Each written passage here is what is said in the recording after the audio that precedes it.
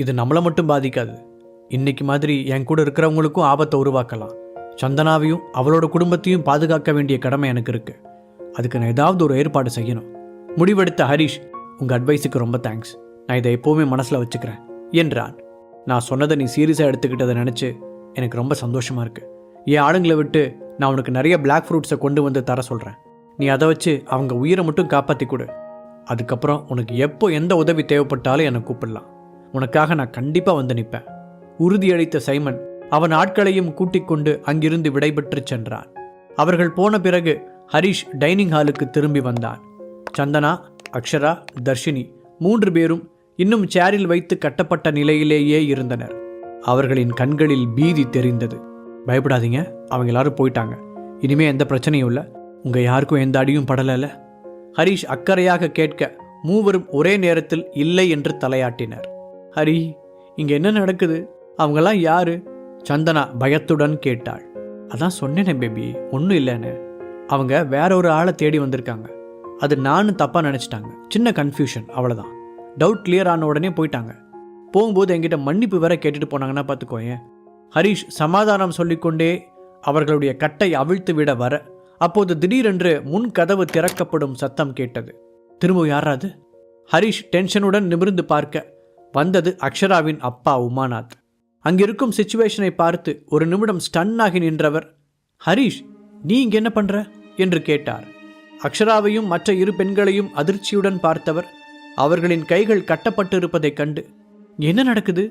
எதுக்குடா இவங்க எல்லாரையும் கட்டி வச்சிருக்க என்று கோபத்துடன் கத்தினார். ஐயோ அங்கிள், நீங்க நினைக்கிற மாதிரி நான் எதுவும் பண்ணல. இங்க என்ன நடந்துச்சுன்னா, ஏதோ சொல்ல வந்த ஹரிஷுக்கு நடந்ததை எப்படி எக்ஸ்பிளைன் செய்வது என்று தெரியவில்லை. அவன் மேல எந்த தப்பும் இல்லை. சந்தனா அவள் பங்குக்கு சொல்ல அது எதுவும் உமாநாத்தின் காதில் விழவில்லை. அந்த அளவிற்கு அவர் கோபமாக இருந்தார். என்ன நடந்தது என்பதை சொல்வதற்காக அக்ஷரா சேரில் இருந்து எழுந்து நிற்க முயற்சிக்க அவ்வளவு நேரம் கட்டப்பட்டு இருந்ததால் அவள் நிற்க முடியாமல் கால் மடங்கி கீழே உட்கார்ந்தாள். வலி தாங்க முடியாமல் அவள் அழத் தொடங்க அது உமாநாத்தை இன்னும் கோபப்படுத்தியது. டேய், நான் உன்னை சும்மா விட மாட்டேன்டா. எதுக்காக என் பொண்ணை இப்படி பண்ண என்று மீண்டும் அவனை பார்த்து நடுங்கும் குரலில் கத்தியவர் அவனை அடிப்பதற்கு வந்தார். அதற்குள் அவரது கையை பிடித்து தடுத்த அக்ஷரா, பா, அவசரப்படாதீங்க, இங்கே நடந்ததே வேற என்றாள். அதற்குள் சந்தனாவையும் தர்ஷினியையும் அங்கிருந்து எழுப்பிய ஹரிஷ், சரி அக்ஷரா, இதுக்கு மேலே நாங்கள் இங்கே இருந்தா தேவையில்லாமல் எல்லாருக்கும் சங்கடம் தான் வரும். நாம் இந்த லஞ்ச் மீட்டிங்கை இன்னொரு நாள் வச்சுக்கலாம் என்று கூறினான். பின்பு உமாநாத்தை பார்த்து, சாரி அங்கிள் என்றவன் அவர்கள் இருவரையும் அழைத்து கொண்டு அங்கிருந்து வெளியேறினான். போகும் அவனையே வெறித்து பார்த்த உமாநாத் இப்போது மகளின் பக்கம் திரும்பினார். அக்ஷரா, உண்மையை சொல்லு, ஹரிஷ் தான் இதெல்லாத்துக்கு காரணமா என்று இன்னும் சந்தேகம் தீராமல் கேட்டார். பா, நீங்க பார்த்ததை வச்சு தப்பா புரிஞ்சுக்கிட்டீங்க. இன்னைக்கு ஷாப்ல ஹரிஷ் ஒரு பெரிய ஹெல்ப் பண்ணார்.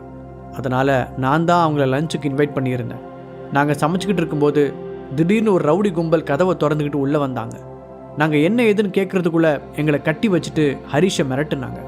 அப்புறம் என்ன நடந்துச்சுன்னே தெரியல. ஆள் மாறி போச்சுன்னு சாரி கேட்டுட்டு இங்கிருந்து கிளம்பி போயிட்டாங்க. அப்போ தான் நீங்கள் கதவை திறந்துட்டு உள்ளே வந்தீங்க. அக்ஷரா நடந்ததை அவருக்கு விளக்கினாள். நீ சொல்கிறதெல்லாம் கேட்க ஏதோ ஆக்ஷன் மூவியில் வர சீன்ஸ் மாதிரியே இருக்குது. என்னால் இன்னும் முழுசாக நம்ப முடியல. இருந்தாலும் உன் வார்த்தைக்காக அவனை இப்போதைக்கு சும்மா விடுறேன். உமாநாத் நம்பிக்கை இல்லாமல் பேச அக்ஷராவிற்கு கோபம் வந்தது. அப்போ நான் இவ்வளோ சொல்லியும் நீங்கள் என்னை நம்பலைல்ல என்று தரையில் காலை உதைத்த அக்ஷரா அங்கிருந்து முகத்தை திருப்பிக் கொண்டு அவளுடைய ரூமுக்கு போனாள். அவளுக்கு ஹரிஷின் மீது முழு நம்பிக்கை இருந்தது. ஆனாலும் இன்று ஜுவல்லரி ஷாப்பில் நீரஜ் நடந்து கொண்டதையும் இப்போது சைமனின் நடவடிக்கைகளையும் பார்க்கும் பொழுது ஹரிஷுக்கு பின்னால் ஏதோ ஒரு மர்மம் இருப்பது மட்டும் அவளுக்கு நன்றாக புரிந்தது. ஆனால் அதை உமாநாத்திடம் சொன்னால் இனி ஹரிஷை கடைப்பக்கமே வரவிட மாட்டார் என்று பயந்தவள் அந்த விஷயங்களை பற்றி அவரிடம் மறைத்து விட்டாள். ஹாலில் உட்கார்ந்திருந்த உமாநாத்திற்கும் இதை பற்றி என்ன நினைப்பதென்றே தெரியவில்லை. அதே நேரத்தில் ஹரிஷ் சந்தனாவையும் தர்ஷினியையும் அழைத்து கொண்டு மீண்டும் சிட்டிக்குள் வந்திருந்தான். உமாநாத் தங்களுக்கு இவ்வளோ கோபம் வரும் நான் எதிர்பார்க்கவே இல்லை. ஹரிஷ் கவலையுடன் சொல்ல, தன்னோட பொண்ணு அந்த சிச்சுவேஷனில் பார்க்குற எந்த அப்பாவும் அப்படி தான் ரியாக்ட் பண்ணுவாங்க ஹரி. சந்தனா அவனை சமாதானப்படுத்த முயற்சித்தாள். ஹரிஷும் புரிந்தது போல மௌனமாக இருக்க, அப்போது அவ்வளவு நேரம் எதுவுமே பேசாமல் அமைதியாக இருந்த தர்ஷினி, என்னை இங்கே இறக்கி விட்டுருங்க, நான் டாக்ஸி பிடிச்சி வீட்டுக்கு போய்க்கிறேன் என்று கூறினாள். ஹரிஷ் பதில் சொல்வதற்கு முன்பாக, இரு தர்ஷினி, எனக்கு மார்க்கெட்டில் கொஞ்சம் வெஜிடபிள்ஸ் வாங்கணும், நான் அங்கே இறங்கிக்கிறேன், அதுக்குள்ளே ஹரி உன்னை வீட்டில் ட்ராப் பண்ணிவிடுவான் என்ற சந்தனா அதன் பிறகு ஹரிஷின் பக்கம் திரும்பி, நைட் உனக்கு என்ன வேணும், நானே சமைக்கிறேன் என்று ஆசையாக கேட்டாள். அவள் சொன்னதை கேட்டு ஹரிஷுக்கு மினி ஹார்ட் அட்டாக்கே வருவது போல இருந்தது. காரை சடன் பிரேக் போட்டு நிறுத்தியவன் சந்தனாவை நம்ப முடியாமல் பார்த்தான். இந்த 3 வருடங்களில் சந்தனா எப்போதாவது அவனுக்கு சமைத்து கொடுத்திருக்கிறாளா என்பது கூட அவனுக்கு நினைவில்லை. பேபி, நிஜமாவா சொல்ற? அம்மா, முதல்ல உனக்கு சமைக்க தெரியுமா? ஹரிஷ் கேட்க சந்தனா அவனை முறைத்தாள். இந்த கொஞ்ச வருஷமாக நான் கிச்சன் பக்கம் போக முடியாமல் பிஸியாக இருந்தேன், அதுக்காக எனக்கு சமைக்க தெரியாதுன்னே முடிவு பண்ணிட்டியா?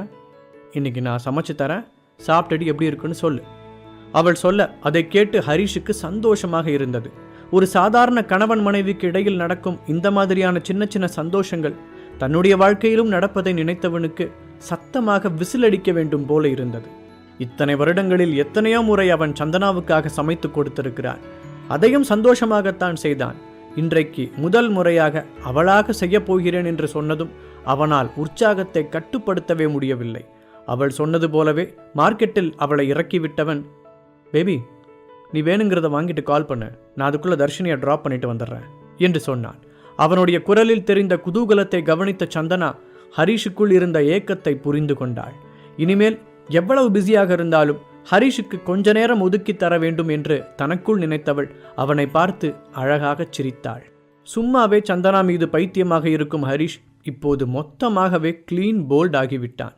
சந்தனாவை மார்க்கெட்டில் இறக்கிவிட்டதும் தர்ஷினியும் ஹரிஷும் மட்டும் காரில் இருக்க, பாஸ், உங்கள் 2 பேரையும் இப்படி பார்க்க எனக்கு ரொம்ப சந்தோஷமாக இருக்குது.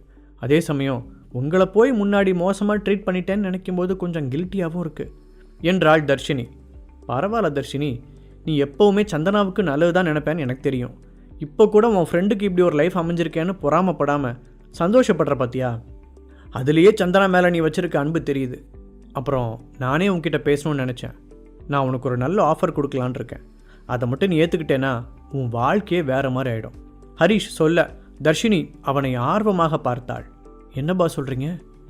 எனக்கு ஒன்றுமே புரியல சொன்ன தர்ஷினிக்கு ஆர்வம் தலை தூக்கியது. நானும் என் ஃப்ரெண்டு தீபக்கும் சேர்ந்து சென்னையில் ஒரு பெரிய ஹோட்டல் ஆரம்பிக்கலான் இருக்கோம். இதில் உனக்கு ஒரு முக்கியமான போஸ்டிங் தரலான்னு நான் நினைக்கிறேன். அவன் சொன்னதும் தர்ஷினியால் அதை நம்பவே முடியவில்லை. சத்தியமாக இதை நான் எதிர்பார்க்கல பாஸ், திடீர்னு இப்படி ஒரு சர்ப்ரைஸ் தரீங்க என்று அவள் விழிகளை விரித்து கேட்டாள். நான் உண்மையாக தான் சொல்கிறேன். என்னதான் எனக்கு ஃபேமிலி பேக்ரவுண்ட் இருந்தாலும் அது இல்லாமல் தனியாக நான் ஒரு எம்பையரை உருவாக்கணும்னு நினைக்கிறேன். அதுக்காக புதுசாக நிறைய பிஸ்னஸ்களை தொடங்கிட்டு வரேன். அதே மாதிரி அப்படி நான் தொடங்குற ஒவ்வொரு பிஸ்னஸ்லையும் எனக்கு நம்பிக்கையான ஆளுங்களை சேர்த்துட்டு வரேன். ஏன்னா எந்த அளவுக்கு நாம் பெரிய ஆளாக வளர்கிறோமோ அதே அளவுக்கு நமக்கு எதிரிகளும் வருவாங்க தர்ஷினி. அதனால் நான் உருவாக்க நினைக்கிற இந்த சாம்ராஜ்யத்தில் என்னை சுற்றி நம்பிக்கையான ஆளுங்களாக இருக்கணும்னு நினைக்கிறேன். And you deserve it. தன் மனதில் இருந்ததை வெளிப்படையாக சொன்னான் ஹரிஷ். ரொம்ப தேங்க்ஸ் பாஸ், நீங்கள் என் மேலே இவ்வளோ நம்பிக்கை வைப்பீங்கன்னு நானே எதிர்பார்க்கல. கண்டிப்பாக நான் அதுக்கு உண்மையானவளாக நடந்துக்குவேன். தர்ஷினியும் பதிலுக்கு சந்தோஷமாக சொன்னாள். அப்புறம் நீ எனக்கு இன்னொரு ஹெல்ப்பும் பண்ணணும் தர்ஷினி. ஹரிஷ் சற்று தயக்கத்துடன் கேட்க, சொல்லுங்க பாஸ், கண்டிப்பாக நான் செய்கிறேன். தர்ஷினி உற்சாகமாக கேட்டாள். நீ எப்போவுமே சந்தனா மேலே ஒரு கண்ணு வச்சுக்கணும். அவளுக்கு ஏதாவது கஷ்டம் இருந்தால் கண்டிப்பாக உங்ககிட்ட தான் முதல்ல சொல்லுவா. அப்படி ஏதாவது இருந்தால் நீ அதை உடனே எனக்கு இன்ஃபார்ம் பண்ணணும். அவன் சொல்ல வருவதை தர்ஷினி புரிந்து கொண்டாள். கவலையே படாதீங்க பாஸ், அவன் எனக்கும் ஃப்ரெண்டு தான். கண்டிப்பாக அவளுக்கு ஏதாவது பிரச்சனைனா நான் உங்களுக்கு அதை தெரியப்படுத்துகிறேன். தர்ஷினி உறுதியாக சொன்ன பிறகுதான் ஹரிஷுக்கு நிம்மதியாக இருந்தது. சந்தனாவிற்காக இவர்கள் இருவரும் அக்கறையுடன் பேசிக்கொண்டிருந்த அதே நேரத்தில் அனுராதா பாட்டி வீட்டில் அவளுக்கு எதிராக ஒரு பெரிய சதி ஆலோசனை கூட்டம் நடந்து கொண்டிருந்தது. கூட்டத்தின் நடுவே அனுராதா சோகமாக அமர்ந்திருக்க அவருடைய நம்பிக்கைக்கு உரிய ஃபேமிலி மெம்பர்ஸ் சுற்றிலும் இருந்தனர். கம்பெனியில் 60% ஷேர் சந்தனாவின் பேரில் இருக்க அது அனுராதாவின் முக்கியத்துவத்தை குறைத்திருந்தது. அதனால் அவர் சற்று சோகமாக இருக்க அவருக்கு பக்கத்தில் நின்ற கார்த்தியின் மனதில் பல்வேறு திட்டங்கள் ஓடிக்கொண்டிருந்தது. இந்த சிச்சுவேஷனை எப்படி தனக்கு சாதகமாக பயன்படுத்திக் கொள்வது என்பதை பற்றி அவன் கவனமாக யோசித்துக் கொண்டிருந்தான். சந்தனாவையும் அவளுடைய குடும்பத்தையும் வெளியே துரத்த அவன் பக்காவாக ஒரு பிளான் போட்டால் கடைசியில் அதுவே பேக்ஃபயர் ஆகி இப்பொழுது கம்பெனியின் அதிகாரம் மொத்தமும் சந்தனாவின் கைக்கு போய்விட்டது. அதை நினைக்கும்போது கார்த்திக்கிற்கு வெறுப்பாக வந்தது. எப்படியாவது பாட்டியை கைக்குள் போட்டுக்கொண்டு சந்தனாவையும் ஹரிஷையும் பழிவாங்க வேண்டும் என்று அவன் நினைத்தான். அப்போது நிமிர்ந்து எல்லோரையும் ஒரு பார்வை பார்த்த அனுராதா, இப்போ நம்ம கம்பெனியில் 60% ஷேர் சந்தனா கண்ட்ரோலில் இருக்குது. இதை பற்றி உங்கள் யாருக்காவது ஏதாவது ஐடியா இருக்கா என்று கேட்டார். உடனே முன்னால் வந்த கார்த்திக், பாட்டி, எனக்கு என்னமோ சந்தனாவுக்கு இவ்வளோ பெரிய பொறுப்பை சுமக்கிறதுக்கு தேவையான கெப்பாசிட்டி இல்லையோன்னு தோணுது. இது குருவி தலையில் பணங்காய வச்ச கதை தான் என்றான். அங்கிருந்த முக்கால்வாசி பேர் கார்த்திகின் ஜால்ரா என்பதால் அவர்களும் அவனுக்கு ஒத்து ஊதினார்கள். ஒரு சிலருக்கு ஷேர்ஸ் வெளியாளின் கையில் இல்லாமல் அவர்கள் குடும்பத்தைச் சேர்ந்த ஒருவரின் கையில் இருப்பது நிம்மதியாக இருந்தாலும் அவர்களும் சந்தனாவை ஆதரிக்கவில்லை. அப்படி செய்தால் பாட்டி மற்றும் கார்த்திக்கின் கோபத்திற்கு ஆளாக நேரிடும் என்று அவர்களுக்கு தெரியும். ஆமாம், எனக்கும் அப்படி தான் தோணுது. இப்போ நாம் பண்ண வேண்டியது என்னென்னா, எப்படியாவது அந்த ஷேர்ஸை சந்தனாவே வந்து நம்மக்கிட்ட கொடுக்கணும். அதுக்கு என்ன பண்ணலான்னு சொல்லுங்கள், அனுராதா சீரியஸான முகத்துடன் சொன்னார். பாட்டி, அதுக்கு வாய்ப்பு ரொம்ப கம்மி தான். அவள் கொடுக்கலான்னு நினச்சாலும் அவளோட டம்மி புருஷன் ஒருத்தர் இருக்கானே, அவன் விட மாட்டான். இப்போல்லாம் ரொம்ப தான் பண்ணுறான். அவன் நம்ம குடும்ப விவகாரம் எல்லாத்துலேயும் உள்ளே வந்து கருத்து சொல்கிறான்.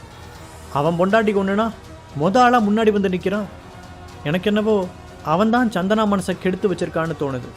இல்லாட்டி நாம் கேட்குறதுக்கு முன்னாடியே அந்த ஷேர்ஸை உங்கள் பேரில் எழுதி கொடுத்துருப்பா. கார்த்திக் கூற அனுராதாவிற்கும் அது உண்மைதான் என்று தோன்றியது. கார்த்திக் சொல்கிறதும் சரிதான். அந்த ஹரிஷ் பையன் இப்போலாம் ரொம்ப தான் துள்ளுறான். அதெல்லாம் விட இப்போ ரொம்ப முக்கியம், நாம் எப்படியாவது சந்தனா கிட்ட அந்த ஷேர்ஸை வாங்கியே ஆகணும். அதுக்கு என்ன பண்ணலாம்? அனுராதா யோசனையுடன் கேட்டார். பாட்டி, என்கிட்ட ஒரு ஐடியா இருக்குது.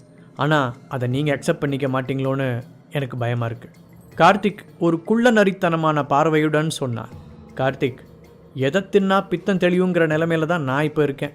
உனக்கு என்ன தோணுதோ அதை தயங்காமல் சொல்லு என்று அனுராதா அவனை ஊக்கப்படுத்தினார். அது பாட்டி, சந்தனா கிட்ட வேற ஏதாவது டாக்குமெண்ட்ஸில் சைன் வாங்குற மாதிரி அப்படியே இடையில இந்த ஷேர்ஸ் டாக்குமெண்ட்ஸையும் வச்சிடலாம். அவளை எப்படியாவது டைவர்ட் பண்ணி சைன் போட வச்சிட்டோம்னா போதும். கார்த்திக் சொல்லவும் அங்கிருந்த ஃபேமிலி மெம்பர்ஸ் சிலர் முகத்தை சுளித்தனர். கார்த்திக் சொன்ன விஷயத்தின் அர்த்தம் அவர்களுக்கு நன்றாகவே புரிந்தது. ஆனால் இது ஏமாத்து வேலை இல்லை. அவர்கள் தங்களுக்குள் முணுமுணுத்து கொண்டார்கள். ஆனால் பாட்டியின் செல்ல பேரனான கார்த்திக்கை எதிர்த்து பேசும் தைரியம் அவர்களுக்கு வரவில்லை. கொஞ்ச நேரம் அமைதியாக இருந்த அனுராதா, இதை தவிர இப்போதைக்கு நமக்கு வேற வழி இல்லைன்னு தான் தோணுது என்று சொல்லவும் மற்றவர்கள் ஆச்சரியத்துடன் பார்த்தனர். கார்த்திக் இப்படித்தான் என்று அவர்களுக்கு முன்னாடியே தெரியும். ஆனால் பாட்டியும் அவனோடு சேர்ந்து இந்த அளவுக்கு தரம் இறங்கி போவார் என்று அவர்களே எதிர்பார்க்கவில்லை. ஆனால் அவர்களுக்கெல்லாம் நேர் எதிராக கார்த்திக்கின் முகத்தில் ஒரு வெற்றி சிரிப்பு தெரிந்தது. டே ஹரீஷ், நான் எத்தனை தடவை திட்டம் போட்டு உன்னை பழிவாங்க நினச்சாலும் அது எப்படியோ கடைசியில் உங்களுக்கு சாதகமாக முடிஞ்சிருது. ஆனால் இந்த தடவை அப்படி நடக்காது என்று தனக்குள் நினைத்தவன் பாட்டியின் முன்னால் முகத்தை பாவமாக வைத்து கொண்டான். இப்படியே ஒரு வாரம் கடந்திருக்க தியானா மீடியாவில் தனது ஆஃபீஸ் ரூமில் உட்கார்ந்திருந்த ஹரீஷ் தனக்கு முன்னால் இருந்த டாக்குமெண்ட்டுகளை உன்னிப்பாக பார்த்து கொண்டிருந்தான். கார்த்திக் இப்படித்தான் என்று அவர்களுக்கு முன்னாடியே தெரியும். ஆனால் பாட்டியும் அவனோடு சேர்ந்து இந்த அளவுக்கு தரம் இறங்கி போவார் என்று அவர்களே எதிர்பார்க்கவில்லை. ஆனால் அவர்களுக்கெல்லாம் நேர் எதிராக கார்த்திக்கின் முகத்தில் ஒரு வெற்றி சிரிப்பு தெரிந்தது. டே ஹரீஷ், நான் எத்தனை தடவை திட்டம் போட்டு உன்னை பழிவாங்க நினச்சாலும் அது எப்படியோ கடைசியில் உங்களுக்கு சாதகமாக முடிஞ்சிருது. ஆனால் இந்த தடவை அப்படி நடக்காது என்று தனக்குள் நினைத்தவன் பாட்டியின் முன்னால் முகத்தை பாவமாக வைத்து கொண்டான். இப்படியே ஒரு வாரம் கடந்திருக்க தியானா மீடியாவில் தனது ஆஃபீஸ் ரூமில் உட்கார்ந்திருந்த ஹரீஷ் தனக்கு முன்னால் இருந்த டாக்குமெண்ட்டுகளை உன்னிப்பாக பார்த்து கொண்டிருந்தான். அவனுடைய முகத்தில் கவலையின் ரேகைகள் தெரிந்தது. சார், இன்னைக்கு ஷேர் மார்க்கெட் ஓப்பன் ஆன உடனே நம்ம கம்பெனியோட ஷேர்ஸ் 20% வரைக்கும் ட்ராப் ஆயிடுச்சு. அவனுக்கு முன்னால் நின்று இருந்த நிக்கிதா சீரியஸான டோனில் சொல்லி கொண்டிருந்தாள். ஏன் சடனாக அப்படி நடந்துச்சு? ஹரீஷ் கையில் இருந்த டாக்குமெண்ட்ஸையும் முன்னால் இருந்த கம்ப்யூட்டர் ஸ்க்ரீனையும் மாறி மாறி பார்த்தபடி கேட்டான். இந்த 3 நாளாக சென்னையில் இருக்கிற பெரிய கம்பெனிஸோட ஷேர்ஸ் எல்லாத்தையுமே யாரோ ஒருத்தர் மேனிப்புலேட் பண்ணுறாரு. அதனால் ஆட்டோமேட்டிக்காக எல்லா கம்பெனி ஷேர்ஸும் டவுன் ஆகுது. இதை கண்டிப்பாக சாதாரணமான ஒருத்தரால் செய்ய முடியாது. அப்படி பார்க்கும்போது யாரோ ஒரு பெரிய கை தான் பேக்ரவுண்டில் இருக்காங்க. அது மட்டும் நல்லா தெரியுது சார். ஆனால் ஆள் தான் யாருன்னு கண்டுபிடிக்க முடியல. நிக்கிதா சொல்லவும் ஹரீஷின் முகம் இறுகியது. கொஞ்ச நாளில் இவ்வளோ பெரிய சேஞ்சை உருவாக்க முடியுதுன்னா உண்மையிலேயே இதுக்காக அவங்க ரொம்ப வேலை பார்த்துருக்காங்க. அவன் தனக்குள் யோசித்தபடி சொல்ல, அப்படின்னா அது யாருன்னு உங்களுக்கு தெரியுமா சார்? நிக்கிதா ஆச்சரியமாக கேட்டாள். தலையாட்டிய ஹரீஷ், இந்த லாஸ்ட் 10 டேஸாக என்னால் கம்பெனியில் கொஞ்சம் சரியாக கான்சன்ட்ரேட் பண்ண முடியல. நான் வேறு சில வேலைகளில் பிஸியாக இருந்துட்டேன். அது அவங்களுக்கு ரொம்ப வசதியாக போயிடுச்சு. இதை நாம் இப்படியே விட முடியாது. உடனடியாக ஏதாவது செஞ்சாகணும். ஓகே நிகிதா, இதுக்கப்புறம் நான் பார்த்துக்கிறேன். நீங்கள் போய் உங்கள் வேலையை கண்டினியூ பண்ணுங்கள் சொன்ன ஹரிஷ் அவருடைய ஃபோனை எடுத்து யாருக்கோ அழைத்தான். ஹரிஷ் அந்த ஆள் யார் என்று கண்டுபிடித்து விட்டான் என்பது நிகிதாவுக்கு புரிந்தாலும் அவனாக சொல்லாமல் அதை கேட்கும் தைரியம் அவளுக்கு இல்லை. அதனால் அவள் அமைதியாக அங்கிருந்து வெளியேறினாள். அதே நேரத்தில் ஹரிஷ் அழைத்த நபரும் மறுமுனையில் ஃபோனை எடுத்திருந்தார். சொல்லு ஹரிஷ் என்ற ஆனந்தின் குரலில் பழைய மிடுக்கு வந்திருந்தது. சித்தப்பா, நான் எதுக்காக கூப்பிட்டேன்னு உங்களுக்கே நல்லா தெரியும். அதனால் நம்ம நேரடியாகவே பேசலாம். ஹரிஷ் அழுத்தமாக சொல்ல அந்த பக்கம் அவருடைய சித்தப்பா கொஞ்ச நேரம் எதுவுமே பேசவில்லை. பிறகு, ஆமாம், ராஜேஸ்வரன் ஃபேமிலி தான் இதை செஞ்சது என்றார். ஏன்? ஹரிஷ் ஒரே வார்த்தையில் திருப்பி கேட்டான். அவனுக்கு இப்போது உண்மையை தெரிந்து கொண்டாக வேண்டும். ஏன்னு உனக்கு தெரியாதா? ஆனந்த் அலட்சியமாக கேட்டார். நான் என்ன பண்ண சித்தப்பா? நீங்களும் தாத்தாவும் கூப்பிட்டீங்கன்னு என்னோட பழைய கோபத்தெல்லாம் விட்டுட்டு நியூயார்க் வந்தேனே, அதை சொல்கிறீங்களா? இல்லை அங்கே வச்சு எனக்கு நடந்த அவமானங்களை பற்றி பேசுகிறீங்களா? ஹரிஷ் எந்த உணர்ச்சியும் இன்றி கேட்டான். அதற்கு நேரடியாக பதில் சொல்ல விரும்பாத ஆனந்த், இந்த கொஞ்ச நாளாக நீ செய்கிற விஷயங்கள் எங்கள் எல்லாரையும் கோபப்படுத்திட்டு இருக்கு. உங்கள் தாத்தா இப்போ நீ காலையே தரையில் நிற்காமல் ரொம்ப உயரத்தில் பறக்கிறதா நினைக்கிறாரு. அதனால் உன்னை பூமிக்கு கொண்டு வரதுக்காக இந்த மாதிரி சில பாடங்கள் கற்றுத்தர வேண்டியிருக்கு. இது கூட உன்னோட நல்லதுக்காக தானே வச்சுக்கோயேன் என்று அமைதியாக கூறினார். அவர் கூறிய விதம் ஹரிஷை காயப்படுத்த, நீங்கள் இப்படி செய்கிறதால நான் கொடுத்த 8000 crore திரும்ப கேட்பேன்னு உங்களுக்கு கவலை இல்லையா? அவனும் பொறுமையாகவே கேட்டான். ஹரிஷ், ஓம் பணம் உனக்கு வேணும்னா அதை இப்போ கூட என்னால் உனக்கு மாற்ற முடியும். ஆனால் அதை வச்சு தியானா மீடியாவை காப்பாற்றணும்னு நினச்சேன்னா அது நடக்காது. இது எல்லாமே உங்கள் தாத்தாவோட முடிவு தான். நீ இங்கே வந்து எங்கள் எல்லார்கிட்டையும் மன்னிப்பு கேட்கணும். அப்போ தான் என்னால் உனக்கு ஏதாவது ஹெல்ப் பண்ண முடியும். ஆனந்த் சொல்ல ஹரிஷின் கை முஷ்டி இறுகியது. ஏன் சித்தப்பா, உங்களுக்கெல்லாம் கொஞ்சம் கூட மனசாட்சியே இல்லைல்ல? அங்கே என்ன நடந்துச்சுன்னு மற்ற எல்லாரையும் விட உங்களுக்கு நல்லா தெரியும். இருந்தாலும் நீங்கள் அவங்களுக்கு தான் சப்போர்ட் பண்ணுறீங்க. ஏன்னா அவங்க உங்களோட ஃபேமிலி. அதில் நானோ என் அப்பா அம்மாவோ இல்லை, அப்படி தானே என்றவன் அதற்கு மேல் எதுவும் பேசாமல் ஃபோனை வைத்தான். கொஞ்ச நேரம் யோசித்த ஹரிஷ் தீபக், ஐரா, ராபர்ட், பிரசன்னா எல்லோரையும் தன்னுடைய கம்பெனிக்கு வர சொன்னான். அடுத்த 1 மணி நேரத்திற்குள் அவர்கள் ஒவ்வொருவராய் வந்து சேர்ந்தனர். ஹரிஷ், என்ன நடக்குதுங்க? எதுக்காக ராஜேஸ்வரன் ஃபேமிலி திடீர்னு சென்னை கம்பெனிஸ் மேலே இப்படி ஒரு ஃபினான்ஷியல் அட்டாக் நடத்துகிறாங்க? ஐரா தான் முதலில் கேட்டாள். அவளுடைய கம்பெனி ஷேர்ஸும் பெரிய அளவில் வீழ்ச்சி அடைந்திருந்தது. அவங்களுக்கு இருக்கிற இன்ஃப்ளூயன்ஸை வச்சு சென்னையில் இருக்க முக்கியமான கம்பெனிஸில் அவங்களால ஈஸியாக பாதிப்பை ஏற்படுத்த முடியும். அப்படி மட்டும் நடந்துச்சுன்னா நம்ம எல்லாருக்குமே பெரிய பிரச்சனை தான், தீபக் கசப்புடன் சொன்னான். சென்னையின் முக்கியமான பிஸ்னஸ் பிஸ்தாக்களான அவர்கள் இந்த பிரச்சனையின் பின்னால் யார் இருக்கிறார்கள் என்பதை சீக்கிரமாகவே கண்டுபிடித்திருந்தனர். அது ராஜேஸ்வரன் ஃபேமிலி என்று தெரிந்தவுடன் அவர்களுக்கு ரொம்ப ஆச்சரியமாக இருந்தது. இதனால் ஹரிஷும் தானே பாதிக்கப்படுவான், அதை பற்றி அவர்களுக்கு கவலை இல்லையா என்று யோசித்தார்கள். ஏன் பாஸ், உங்களுக்கும் உங்கள் ஃபேமிலிக்கும் திரும்பவும் ஏதாவது பிரச்சனையா? அதனால தான் அவங்க இப்படி செய்கிறாங்களா? ராபர்ட் கரெக்டாக பாயிண்டை பிடித்தான். ஆமாம் என்று தலையசைத்த ஹரிஷ், இப்போ நாம் அதை பற்றி பேசி பிரயோஜனம் இல்லை. ராஜேஸ்வரன் ஃபேமிலி ஏற்கனவே அவங்களோட முதல் ஸ்டெப்பை எடுத்து வச்சுட்டாங்க. இப்போ அதை தடுக்கிறதுக்கு நாம் என்ன செய்ய போகிறோம்? அதுதான் இங்கே குவெஸ்டின். ஹரிஷ் அவர்களை பார்த்து கேட்டான். உடனே அவனுடைய ஃப்ரெண்ட்ஸ் 4 ஒருவர் முகத்தை ஒருவர் பார்த்து கொண்டனர். என்னதான் அவர்கள் பிஸ்னஸில் பெரிய அளவில் வளர்ந்திருந்தாலும் இப்போதும் ராஜேஸ்வரன் குடும்பத்தின் செல்வாக்கிற்கு முன்னால் அவர்கள் சின்ன லெவல் தான். அதனால் அவர்களை எதிர்த்து என்ன செய்வதென்று புரியவில்லை. பாஸ், இது சம்பந்தமாக உங்ககிட்ட ஒரு ஐடியா இல்லாமல் கண்டிப்பாக எங்களை கூப்பிட்டுருக்க மாட்டீங்க. அது என்னன்னு சொல்லுங்கள். அது என்னவாக இருந்தாலும் நாங்கள் உங்களுக்கு சப்போர்ட்டாக இருப்போம். பிரசன்னா வெளிப்படையாக கேட்க ஹரிஷ் அவனை பார்த்து சின்னதாக சிரித்தான். ஆமாம் ஹரிஷ், நாங்கள் இந்த இடத்துக்கு வரதுக்கு காரணமே நீ தான். அதனால் நீ என்ன சொன்னாலும் நாங்கள் கேட்குறோம். ஐராவும் அவளுடைய பங்கிற்கு சொன்னாள். மற்றவர்களும் அதற்கு சம்மதமாக தலையாட்டினார்கள். இப்போ இருக்க சிச்சுவேஷன் ரொம்ப மோசமாக தெரிஞ்சாலும் அதுக்காக ராஜேஸ்வரன் ஃபேமிலி தான் ஜெயிப்பாங்கன்னு அர்த்தம் இல்லை. அவங்க ஷேர் மார்க்கெட்டை டவுன் ஆக்க ட்ரை பண்ணுற அதே நேரத்தில் நாம் அதை ஸ்டடி ஆக்கணும். பணம் அவங்கக்கிட்ட மட்டும் இல்லை, நம்மக்கிட்டேயும் இருக்குது. நம்மளால் முடிஞ்ச மேக்ஸிமம் அமௌண்ட்டை நாமளும் ஷேர் மார்க்கெட்டில் இறக்குவோம். ராஜேஸ்வரன் ஃபேமிலி என்ன தான் பெரிய லெவலில் இருந்தாலும் நாம் எல்லாரும் கைகோர்த்து ஒன்றா இதை செஞ்சோன்னா கண்டிப்பாக அதை மீறி அவங்களால எதுவும் பண்ண முடியாது. ஹரிஷ் ஸ்ட்ராங்காக கூறினான். ஹரிஷ் சொல்கிறது சரிதான். அவங்களோட பவர் என்னன்னு அவங்க காமிச்சிட்டாங்க. நம்ம யூனிட்டியோட ஸ்ட்ரென்த் என்னென்னு நாம் காமிப்போம். நாம் எல்லாருமே 0லேருந்து தொடங்கினவங்க தான். சப்போஸ் இதனால் நம்ம எல்லாத்தையும் இழக்க வேண்டி வந்தாலும் நம்மளால் முதல்ல இருந்து ஸ்டார்ட் பண்ண முடியும். அவங்களால அது முடியாது. அதுதான் நம்மளோட பலம், அவங்களோட பலவீனம். அதைத்தான் இப்போ நாம் யூஸ் பண்ணிக்க போகிறோம். தீபக் சொல்ல ஹரிஷ் அவனை பெருமையுடன் பார்த்தான்.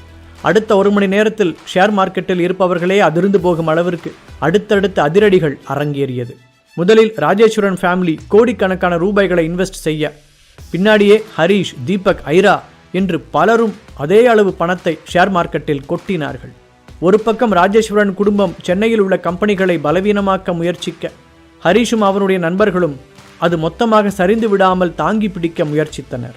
இவ்வாறு ஷேர் மார்க்கெட்டில் நடந்த அளவுக்கு அதிகமான ஃபண்ட் டிரான்ஸ்ஃபர்ஸ் பலரின் கவனத்தையும் ஈர்த்தது. ஒரு வழியாக அன்றைய தினம் ஷேர் மார்க்கெட் க்ளோஸ் ஆகும் சமயத்தில் ஹரிஷ் எதிர்பார்த்தது போலவே ஓரளவிற்கு ஸ்டெடியான நிலைமைக்கு வந்திருந்தார்கள். தீபக்கின் நண்பர்கள் 4வருமே ஹரிஷ் சொல்வதை அப்படியே ஃபாலோ பண்ண போவதாகவும், அதனால் அவர்கள் என்ன இழந்தாலும் பரவாயில்லை என்றும் அவனுக்கு உறுதியளித்தனர்.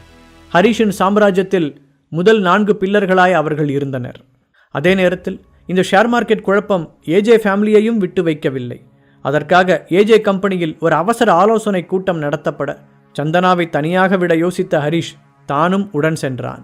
அவனை பார்த்ததும் பாட்டியும் கார்த்திக்கும் முகத்தை சுளித்து எதிர்ப்பை தெரிவித்தனர். அவர்கள் இருவரும் ஒருவரையொருவர் ரகசியமாக பார்த்து கொண்டனர். ஹரிஷ் அதையெல்லாம் கவனித்தாலும் கண்டுகொள்ளாமல் ஒரு ஓரமாக அமைதியாக கை கட்டி நின்றான். இன்னைக்கு நம்மளோட ஷேர்ஸ் எந்த அளவுக்கு டவுன் ஆகியிருக்கு? அனுராதா கவலையான முகத்துடன் கேட்டார். பாட்டி, நம்மளோட ஷேர்ஸ் எல்லாமே 60% கீழே போயிடுச்சு. பக்கத்தில் நின்ற ஒருவர் கவலையுடன் சொன்னார். அடுத்து என்ன பேசுவதென்று தெரியாமல் ஒரு நிமிடம் அந்த இடமே அமைதியாக இருந்தது. இப்போ நாம் என்ன பண்ணுறது? இதுவே கண்டினியூ ஆச்சுன்னா நாம் சீக்கிரத்திலேயே எல்லாத்தையும் இழக்க வேண்டியிருக்கும், அனுராதா சற்று விரக்தியுடன் கூறினார்.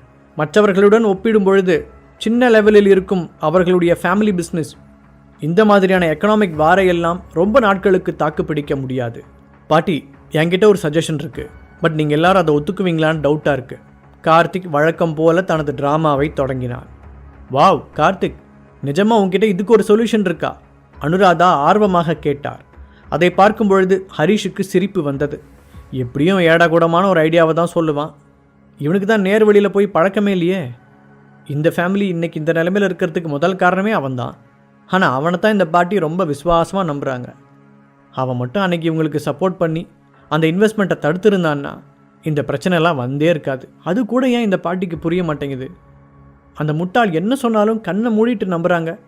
அப்படி என்னதான் அவங்ககிட்ட மட்டும் ஸ்பெஷல் பாசமோ என்று சலிப்புடன் நினைத்து கொண்டான். தியானா மீடியா தான் இன்னைக்கு ஷேர் மார்க்கெட்டையே லீடு பண்ணாங்க. நாம ஏன் அவங்கக்கிட்ட ஹெல்ப் கேட்கக்கூடாது? நம்மளோட பாதி ஷேர்ஸை அவங்கள வாங்க சொல்லுவோம். அந்த அமௌண்ட்டை வச்சு நம்மளோட மீதி ஷேர்ஸை காப்பாற்றிக்கலாம். கார்த்திக் நிதானமாக தனது திட்டத்தை விவரிக்க, கார்த்திக் சொல்கிறதும் சரிதான், நாம் தியானா மீடியா கிட்ட ஹெல்ப் கேட்கலாம். கூட்டத்தில் ஒருவர் முதல் ஆளாக ஆதரவு தெரிவித்தார். ஆனால் தியானா மீடியா இதை அக்செப்ட் பண்ணுமா? அவங்க இந்த ஹெல்ப் பண்ண ஒத்துக்குவாங்களா? இன்னொருவர் சந்தேகத்துடன் கேள்வி எழுப்பினார். இதையெல்லாம் கேட்டுக்கொண்டிருந்த ஹரிஷ் யோசனையுடன் நெற்றியை சுருக்கினான். கார்த்திக் எதற்காக இந்த திட்டத்தை சொன்னான் என்பதை அவனால் புரிந்து கொள்ள முடிந்தது. சந்தனாவும் அதை உணர்ந்தாளா என்பதை பற்றி தான் அவனுக்கு கவலையாக இருந்தது.